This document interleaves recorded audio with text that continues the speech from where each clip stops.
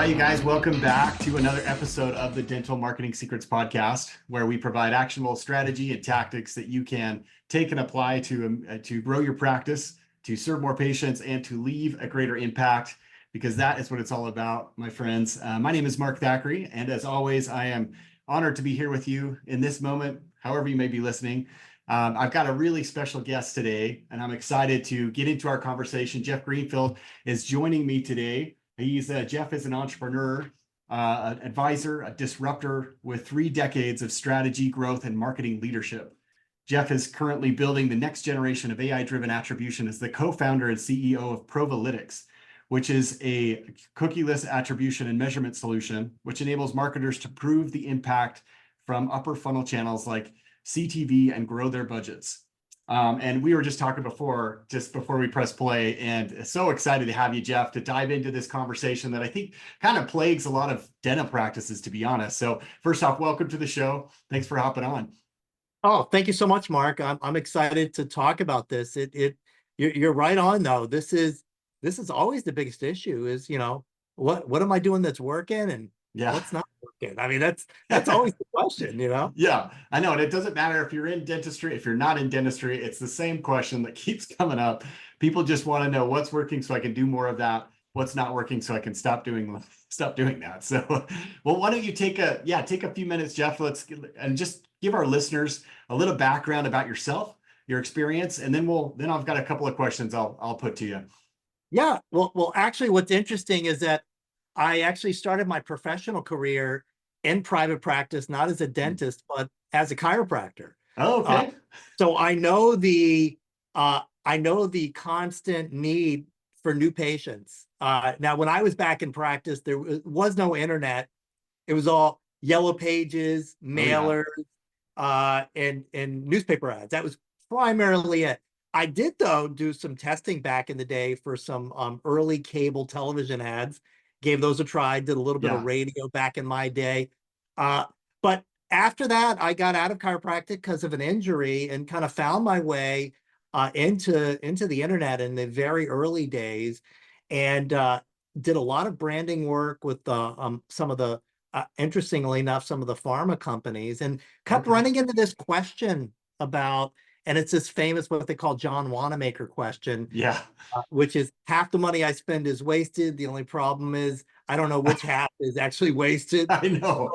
The issue with advertising, and I ended up kind of solving this problem in 2008 and built out one of the first attribution companies, primarily for very large advertisers, utilizing all of the big data that we had available, which meant we had to collect all of the click-based data, all of the impression data. Yeah. I scaled that company up, exited there right before the pandemic, thinking I was never going to go back to this business.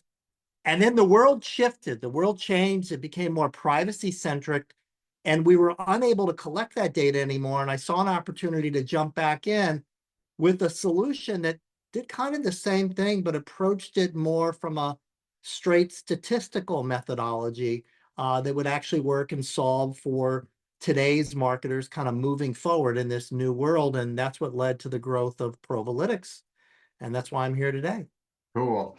Man, I know it's it's so fun to hear how people, get where they are first off, but it's a really good timing. I think this is a very timely discussion just because, as you mentioned, when COVID hit and things have just shifted dramatically digitally in terms of privacy, like you mentioned, in terms of tracking ability from a marketing perspective. So speak to that a little bit too, for those that maybe, because we have a wide range of listeners on the show. They could be seasoned marketers, they could be more just getting kind of dipping their toe and wanting to do more on their own. So talk about that transition, what it's looked like, what it's meant from a marketing perspective, if you would. Yeah, I mean, the internet and digital marketing is kind of, we have to look at it first as kind of the wild, wild west. It was new when things really started to explode. And it really wasn't that long ago. It was like 2005 is when most folks were saying, can you believe those internet people? They were saying that newspapers were going to go under. They're just crazy. And It was right around 2005 when a lot of the larger brands started testing to see how things were. But like I said, Wild Wild West, so there was no rules. There was no rules whatsoever. There was no regulation. And so it was very easy to track individuals. And there were all of these kind of, you know, in terms of targeting, you could start collecting lots and lots of data. And then this thing called Facebook came around. And when Facebook came around, not only could you create targets around what people purchased, but if you remember Facebook, you would log in and you would put in your high school. So now Yeah. I know who all your friends were. You would start liking different groups. So I would know all the things that you liked. And then all of a sudden this became this new thing. Instead of just reading articles online, we would like things and comment on it. And all of that data, that metadata started collecting up. And then they were able to utilize that to say, oh, wow, Mark likes cigars and he drives a Volvo. And so, and then they took all this data and then they pushed it up against some of the other available consumer data. And then they knew, Mark, that you actually leased your Volvo. Yeah. And then they would know when your Volvo was going to be up for renewal to get a new lease. And that's why what was available in Facebook, which was the craziest one, is that I could go in there and I could buy users who were driving a specific model Volvo whose lease was about to expire in 3 months and start showing you ads for cars that I thought that you would possibly purchase. I mean, there was that level of detail available, which was amazing. And that's an example of the Wild Wild West shifting completely unregulated. Yeah. Well, now the world has spoken up, and it started with in the EU, where they came out and they said, well, wait a second, nobody really opted into this. We didn't agree to this. And so they said, anybody who has a list of anyone, you got to get rid of that list. You can't even go to those people again. You have to start rebuilding your list as of today. And so what happened in the EU is a lot of the US companies that were in the business of connecting the dots just said, forget it, I'm leaving Europe. And they did. Yeah. But in the US, they all stayed here. And what happened in the US is it started in California first with their law that said, if you have a list, keep it, if you're a company, but you need to give people the ability to say, hey, show me what you have on me. And if they say, get me off the list, you have to be able to take them off the list. And if they want to change something on the list, they have to have the ability to do that. And you have to answer them within 30 days or whatever the rules are. And that became the CCPA. And so you may notice, and this may be true for a lot of dental practices, there has to be this line at the bottom of your site that says, do not sell my information. And that's a requirement under California law.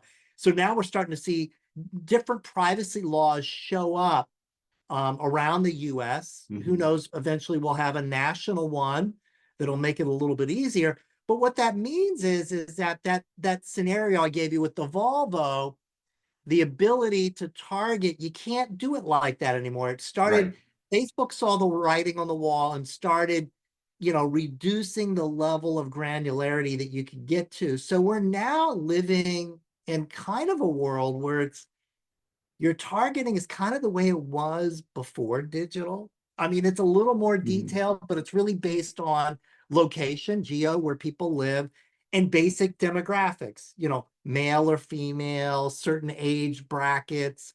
And you can kind of do that when you think about it with TV, certain shows skew a certain age and a certain demographic, and you can target locally. So we're kind of back to the future a little bit. So things have adjusted. It's not as crazy as things were, but what it means is that we had a couple of years there where you could really target.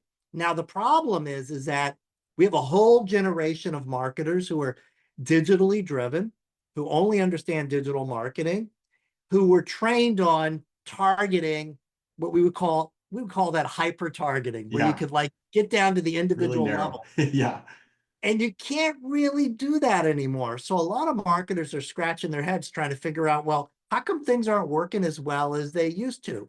Now combat that as well with the idea that Facebook and Google, the two biggest advertisers on the, or marketers or publishers, if you will, on the planet, their profits keep going up each year. And if you notice as a marketer and you look at your cost year over year, if you're spending the same, you're getting fewer clicks, fewer impressions, costs keep going up. So we can't target as well, costs keep going up, and something has to happen. And so as marketers, we have to kind of put our hats on, a different hat, to kind of figure out what can we do now to shift things around. Because if you're like most marketers, if you're listening, you're probably finding that unless you're selling something completely new, things aren't quite working as well as they did last year. Right. And this is one thing we can't blame on politics. Definitely not. As much as we'd like to, we can't. Right. True. Well, and that's the challenge, though. I mean, it's some of those who have, and that's what I hear. It's the recurring conversation that I get a lot from practices is, well, we haven't changed anything. Why are my results changing so much? You know, and then those that have just started into the marketing game, where they realize that they need to be out there, they need to be, launching campaigns and generating more interest and traffic. They dip their toe and they don't see a good response, and they're done. I mean, they just pull out completely, which is not a great decision long term for them. But I understand why they're doing that. So give us help us through that, Jeff. Like if you were talking to, let's say, a practice owner that has seen those type of results, that before could be 2021, 2022, even as recently as those years where they were just, things were humming for them and they haven't felt like they've done anything different. They're still investing the same amount month over month. They're still providing that great patient experience, but the results are just dwindling. So what would be your counsel to them at that point? Well, the first thing I would say is, you're not alone. It's not just dental practices, it's everybody that's out there. Every single marketer on the planet is experiencing the exact same thing. So you're not doing anything wrong. That's the most important thing. You or anyone in your practice or that you've hired is not doing anything wrong at all. It's just that the playing field and the rules of the game are changing, and they continuously change. And that's the other problem. You're playing a game where they're allowed to change the rules, but they're not going to tell you that they changed the rules. Yeah, that's the other issue there. So the biggest thing is going back to that original thing. You just have to assume that half of what you're doing is not working, and there's another half that is. The key is how do you figure that out? Well, the way we figure it out at Provalytics is with very sophisticated statistical software and techniques. But let's put that aside for a minute, because I'm a solo practitioner. I'm spending a couple of grand a month. I can't afford that big heavy duty software. What's the best way for me to dig in and figure out what's working and what's not working?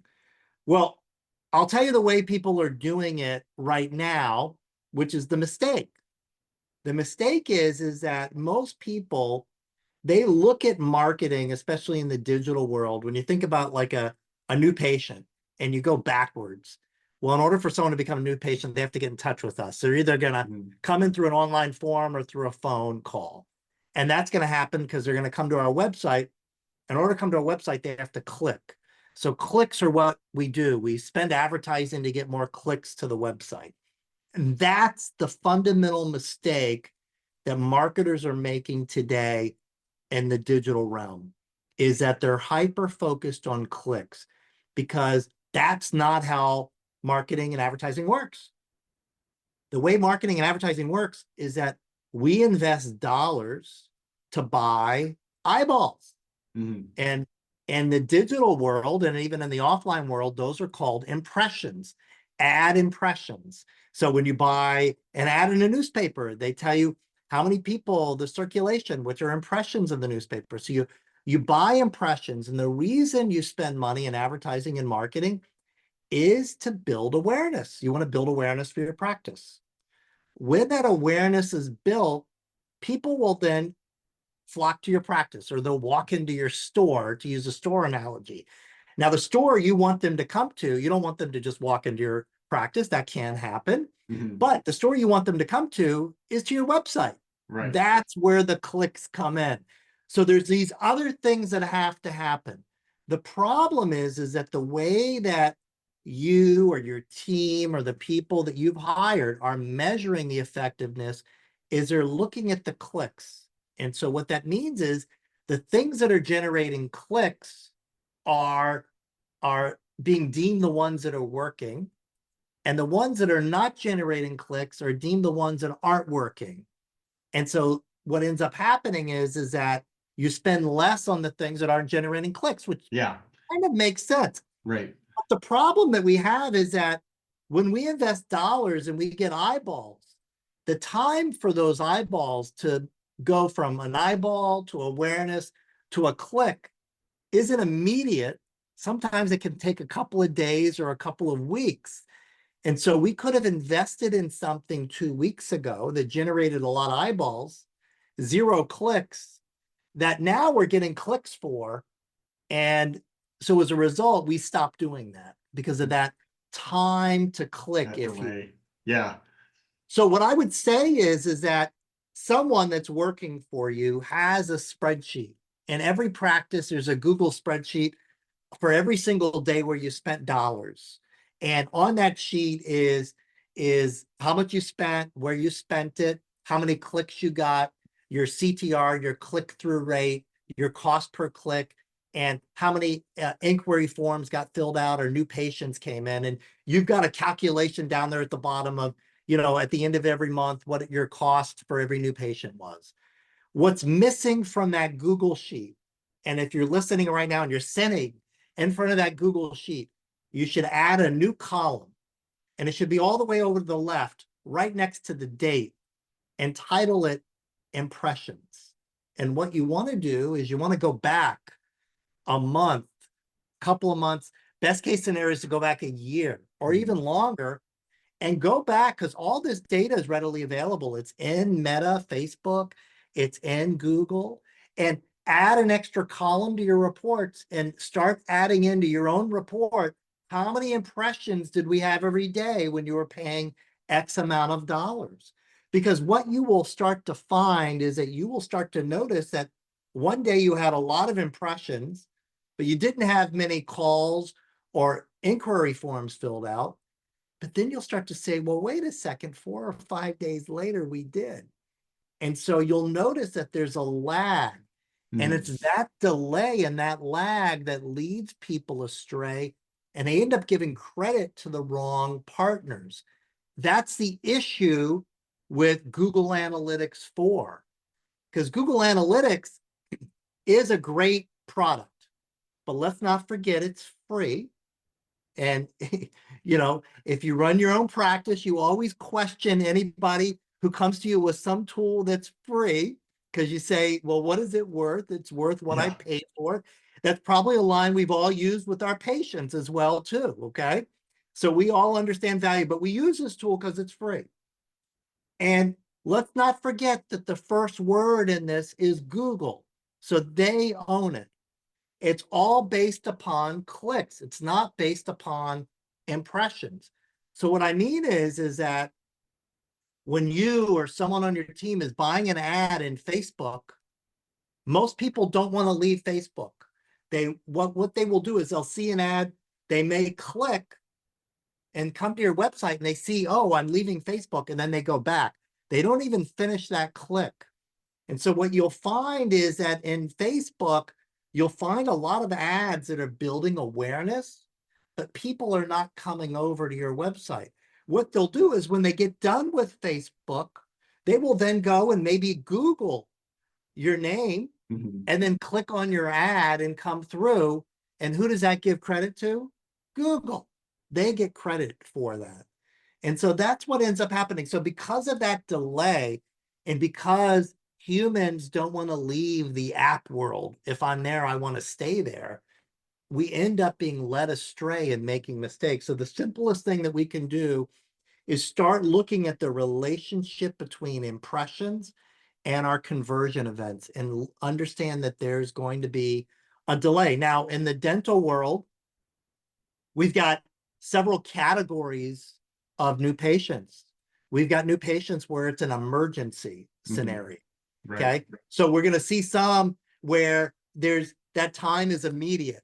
But when we start to look at who are the new patients that we're acquiring, and we're acquiring people that are just looking for new dental care, that's kind of what we would call in the marketing world, that's a considered purchase, because it's typically not just for me, it may be for me and my entire family, and I'm going to do some research. So that's probably like a 1 to 3 week delay where people are in market, if you will. So like Right. a good example of that is somebody new who's moved into the area, someone whose dentist is retiring, someone who had a poor experience. Okay. People have poor experiences. They don't just jump ship right away because their next appointment isn't for several months. So they may take their time and do their research. Yeah. So those are those reasons for the delays. The immediacy, the emergencies, you'll always catch those in your data. But most of your new patients that are coming in, I'd say there's a delay anywhere from several days up to several weeks. And probably several months if they're considering larger treatment, if they're doing full mouth reconstruction, any cosmetic work can be like that too, where yeah, you do have that time period where they are gathering a lot of information. They recognize that it's a big purchase, and so they don't want to just do that willy-nilly. I mean, like most of us, they want to know that they're making a good decision when they decide to move forward. So yeah, and that is a challenge, right? I mean, that's a challenge for a lot of practices as they're looking at this data, and they don't always take that lag into effect, like you said. Right. And that's why it's important that you don't just want to be online. That's why that silly Little League sponsorship that you do every year, and they put up the banner with your name on it. Yeah. That, and it's at the ball field. Your name is there for every single parent every Saturday and Sunday. Now, can you like account for that name bringing you in new patients? Probably 1 or 2 a year. Someone, oh, I saw your name up at the Little League field. But the reality is just people being exposed to your name over and over again. That, and in the coupon book as well. Sometimes that coupon book it's not so much the coupon, it's that people will go through them and they actually see your name there. So you want to have your name and your as many different places as possible because of that considered purchase and that long cycle for new patients. And then of course, the most important thing is to, once they come there, they have a wonderful experience. Then you've got a patient for life, which is wonderful. Yeah. Yeah, that is key. I mean, it is key. Just the repetition builds a lot of credibility with people, and they see it out, especially in different media formats. They see it online digitally, they see it at the local school, they see it in the paper. All those things, can build that perception that you are a credible office that have been around, that people recognize and value you and trust you with their help.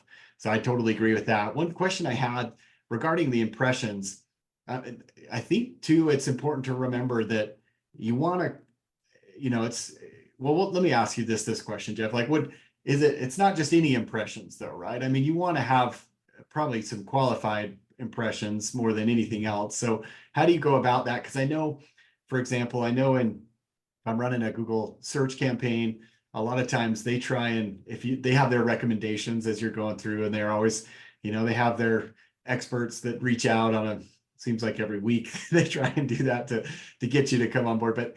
But a lot of times I've noticed that some of the changes that they recommend, they result in a lower cost per click, more impressions, but they're not necessarily on the qualified audience that you're trying to reach. They're just getting lower CPCs, and some lower cost per clicks, because the terms are more generic, so speak to that a little bit too, if you will. How do we kind of balance that a little bit in terms of want to make sure that we're getting in front of the right people, not just having low cost per click and just for the sheer amount of impressions?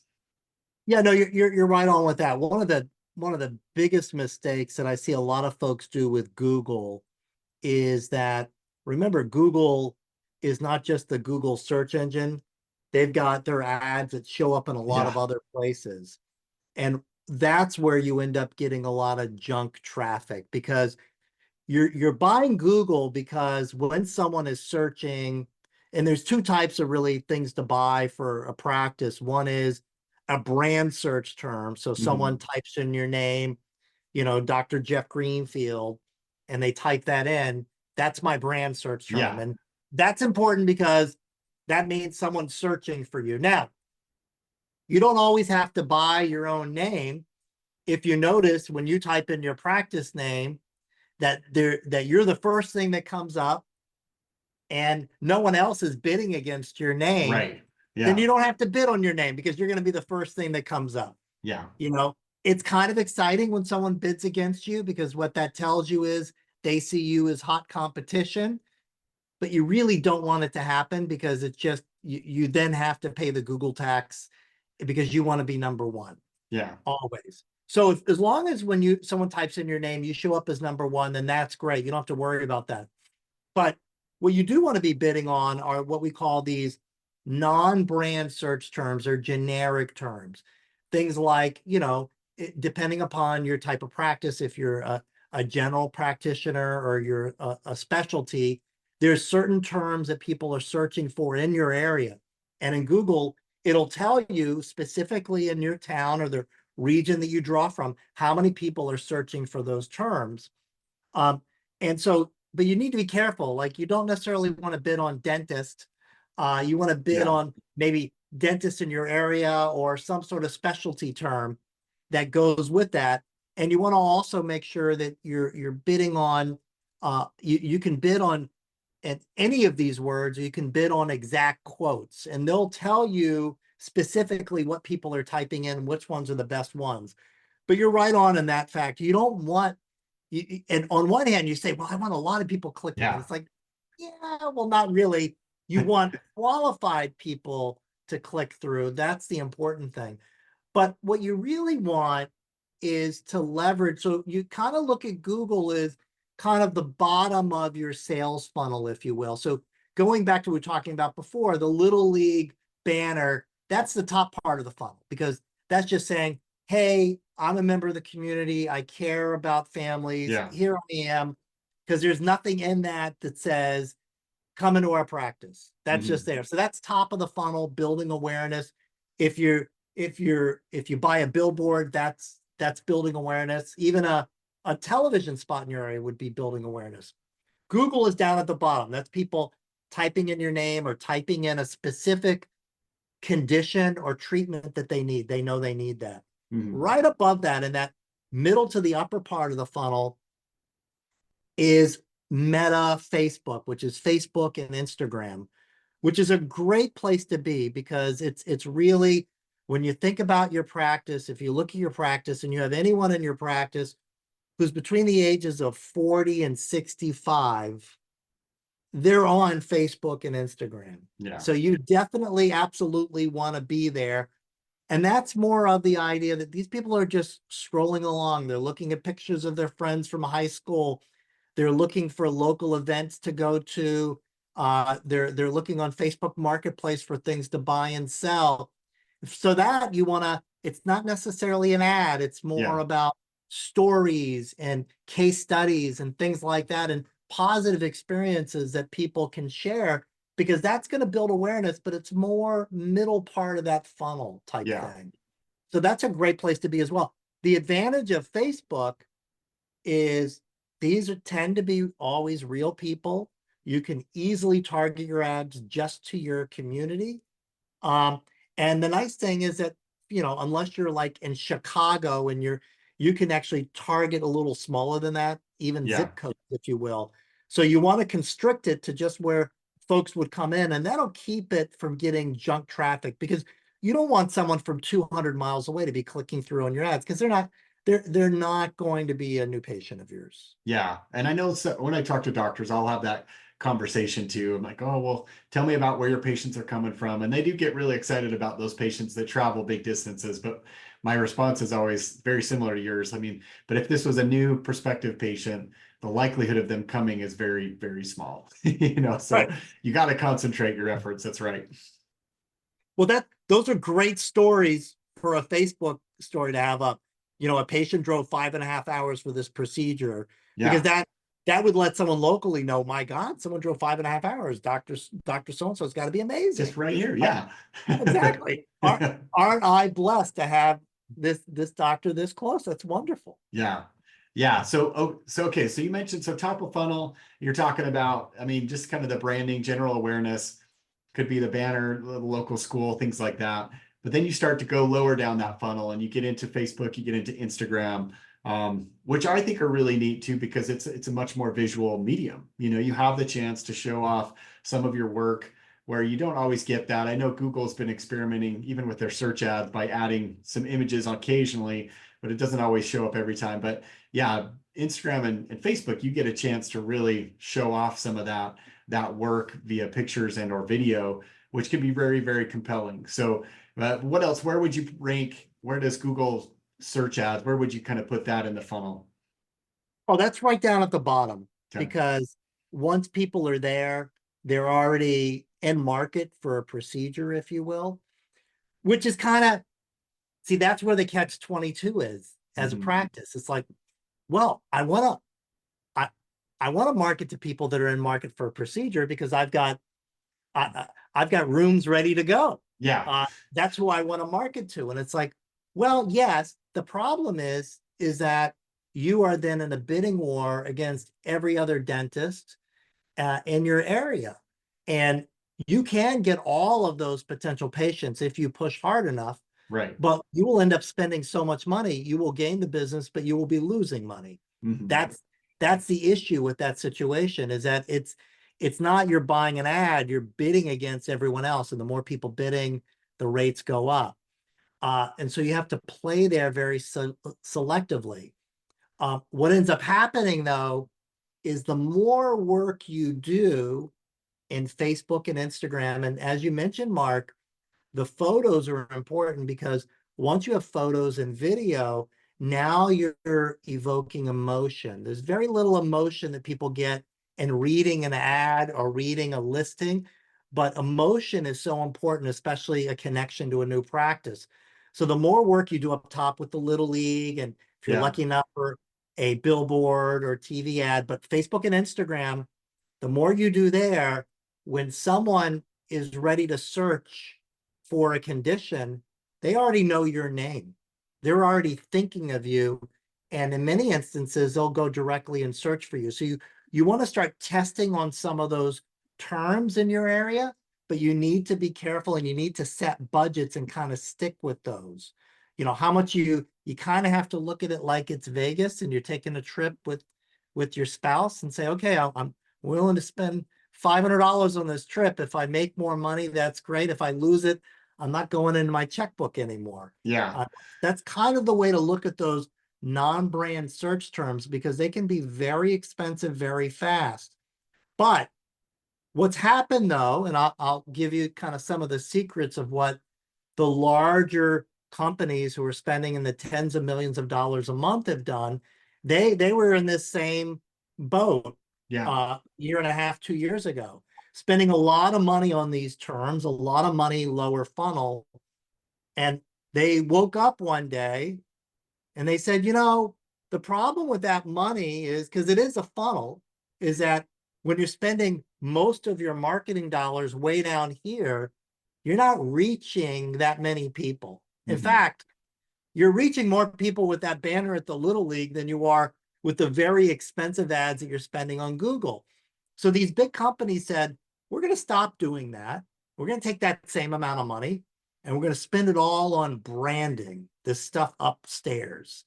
And that's what Airbnb did. They stopped most of their lower funnel marketing and put it all in branding, because all of the research shows the money you spend up there pays back 2 to 3x more than the dollars lower down. But it's so difficult to get that out of your mind, because it's like, well, that person's searching for a procedure. I can just get them to come to my website. But there's so many factors. Number one, just to get them to click. And number two, they're clicking on your site and they're clicking on many others. And also don't forget that when people are searching for a procedure, they're going to click on your website maybe 5 or 6 times. So that click that cost you $5, they've clicked on it, they've already spent $30 and they still haven't filled out a form or called you yet. Because Google will charge you every time they click. Yeah. So Yeah. it can get very expensive very fast. But the money you spend up there, that's why I talk about the impressions. We want to look at impressions, and you can kind of judge even that banner at the ball field, like how many people are there every Saturday and Sunday, how many cars drive by and potentially see your name. It can be in the several thousands per day. It adds up very quickly. Yeah. Okay. That's great. That's great advice. So what would you say? So if let's just put it, yeah, theoretical, hypothetical situation. So if I have, let's say 2,000 to a month that I'd like to spend, what would your recommendation be for a practice that is, yeah, that was looking to get new patients? How would you kind of allocate that out? I would start testing in Facebook. Okay. That's what I would do. Especially if my practice, if I was targeting, families, let's say 38 and up, 35 and up, I would start in Facebook. First off, I would make sure, number one, that I have a Facebook presence. Yeah. That's the first thing. If you start marketing in Facebook and you don't have a Facebook page and it's not actively updated, like if your Facebook page hasn't been updated in a year, because what's going to happen is people are on Facebook, they're going to click on the link to go to your Facebook page first. And they're like, is this person even real? Yeah.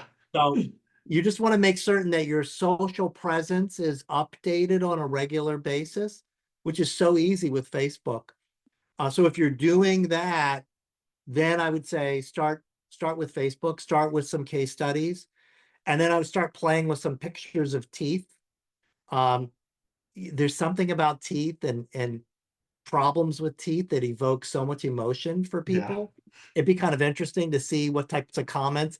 You're going to get a lot of attention, so that would be kind of interesting. And then I would also start, if your practice gears a little younger, I would start also playing around with TikTok as well too. Because TikTok is a very visual medium. But I think for most practices, I think Facebook and Meta is going to be great. So I would start, that's where I would start, is I would start there. And I would only start, I wouldn't even do anything in Google. I would just start on Facebook, and I would just start testing in Facebook for a month and see what happens after a month. My expectations for that first month would be I wouldn't get anything, because you're just building awareness. You're Yeah. And then I would look to see kind of what happens in the second and third month to see, are we starting to get more inquiries? Is traffic starting to increase to our website? Are we starting to get more phone calls coming in? Have we noticed a trend?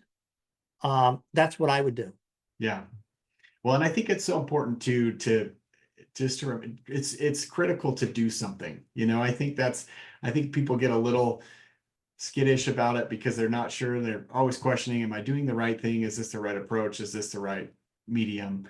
But it's so important to just be testing and trying campaigns, in my opinion, because it's kind of there's certainly a learning curve, but once you get that down and you can kind of find a process that works consistently, then it can be a game changer for you and your practice, because then it's a reliable source.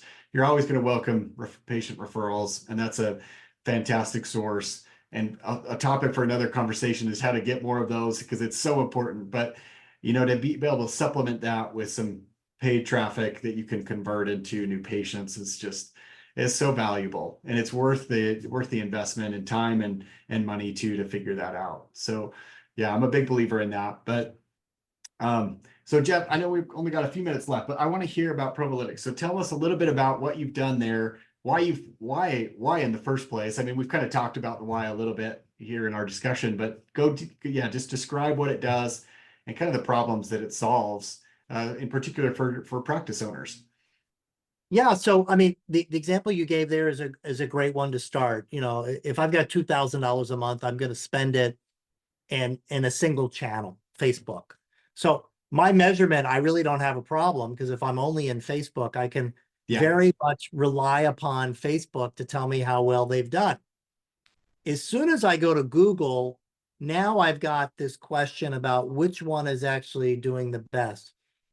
But imagine you're not spending 2,000 a month. You're not spending 20,000.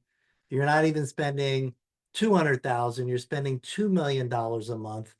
And you're not just in Facebook and Google, you're in like 9 different places. And some of them are like television, direct mail, and satellite radio. Right. And so you've got all of these things happening at once. It's impossible to figure out what's working and what's not working. And you have now this kind of network effect of what's going on because, realistically, a single person could actually be exposed to all of those 20 different ads across Right. all of the different channels in a single day. And we can't really get inside someone's head to figure out which ad actually was the one that kind of put you over the edge. What we do know is it's a combination of ads that kind of lead someone along a path to where they finally make a decision whether to buy or engage, whatever it is that we're selling or doing.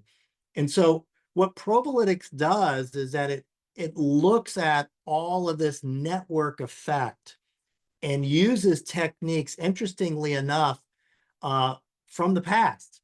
It combines what's called Bayesian, and Bayesian is what's driving most of the AI and machine learning today. And strangely enough, is actually a formula that was developed in the 1700s. That's what's interesting. Yeah. And then we utilize another mathematical technique that was developed in the 1960s out of the University of Chicago. So our math that we use is very old, but we use the power of today's machines to be able to crunch through these very, very difficult calculations. Because what we're trying to figure out is when you think about all of these 20 different channels all going on at once, and in the case for some of our clients, the millions upon millions impressions happening each day, what our platform does is that it actually removes impressions every day to figure out what would have happened if those impressions weren't there, so that we can figure out what the actual impact is from every single ad. And then it goes and it checks itself to see how well is it predicting. And our models are predicting very, very accurately. And that gives our customers the confidence to know, to say, hey, when Probalytics tells you to spend this on this particular ad, it's actually going to work and deliver results. So it's designed for larger advertisers who have very complicated mixes, like some of these large practice groups do, when you think about, the larger groups. Right. And it enables them to be able to figure out where they should better allocate their marketing budget so they can get more than they're getting right now. Now, these are all kind of, they're models and mathematical models. We always like to say that, models are always wrong. They're helpful, but they're still wrong because it's a statistical approach, even though it's predicting well. But our philosophy about marketing is we would all love to do the perfect thing. We would all love to go from where we are today to perfection, but that's just unrealistic. So our philosophy is I want to be less wrong today than I was yesterday. And that's what we're all about, is that if I can just incrementally get better every day. And that's what our platform does, is it allows folks to get better at that. The other thing is that most people got into marketing because they love this idea about being creative, but marketing has gotten so complicated. There's so much math that's involved. Most marketers today do more math than most of the CPAs do these days. You're spending the majority of your time in a spreadsheet. Our platform does all the math for them. So they can actually start to be creative, start to think the big ideas that they want to think about, and think about, this ad would look better with a different shade of blue versus I have a cell error in this Excel spreadsheet that's messing up my math. So we do all of that. We show them what happened in the past so they can do their reporting, but then also tell them how much they should be spending and how they should spend it. in order to get a better return or the best return that they can get for what they're spending.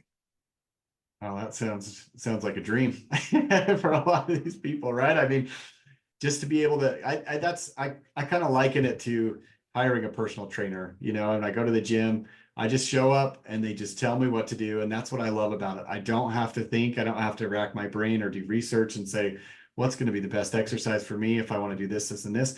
I can just have them, I tell them what I need and they just spit it out and tell me what to do. It's so nice. But when you have something like this too, from a marketing standpoint, it's the same concept where you just come and they tell you what to do, you do it, you see the results, everyone's happy, and you don't have to waste your time. I mean, that's awesome, Jeff. That is really exciting. So yeah, tell me a little bit where, if people, want to get in touch with you, what's the best way to do that?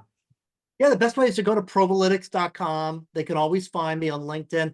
I will add one other thing, because we've talked a lot about all these changes that have happened in the industry. And we kind of hit on this earlier on about, for a lot of marketers, this is quite a paradigm shift that's going on right now. And, for a lot of practices, you may have someone who's working in the practice that's helping you with this. And, you may mention our conversation here today to them, and it may be a little bit where they're questioning some stuff, or just maybe a lot for them to take in.